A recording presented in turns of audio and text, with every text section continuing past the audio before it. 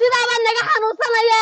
adeer sidee lagu hayaa cimilada wadankan la qabsan waayo madax xanuun iyo juuc yar un baa haya intaad wadankaaga joogtay wax xanuuna ma kugu dhacay weligay wax xanuuna ma igu dhicin oo imika ma waxaad leedahay intaa wadankayga ku noolaa wax xanuuna iguma dhicin wax xanuuna saa u sii weyn weligayga ma dhicin laakiinse way jirtaayo beri aan islaynay mid ina dhoora ayaa markaan feedhkii ka badiyey aan ka tegay ilaa waa waxa fulayga intuu igaaday ayuu labada feedhood dhexdooda midiga taagay oo uu dhowr xidid jaray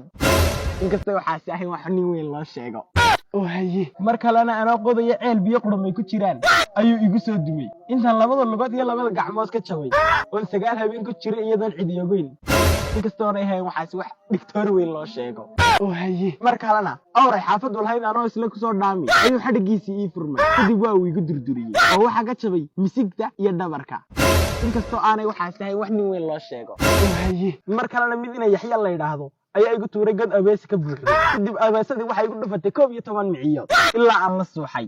inkastoo ahayn waxaasi wax nin weyn looga sheekeeyo oo haye mar kalena intii islaayeen reerkayga iyo reer qansax ayaa halka feedhaha 3 xabadood la igala helay oo meyd la igaga tagay 3 maalmood kadib baa dhaawacaygi la soo helay inkastaanay waxaasi ahayn wax dhigtoor weyn looga sheekeeyo bari dhaweyna anigo ardiktoor kaalay inaan noolaa sida ayaama khaladahay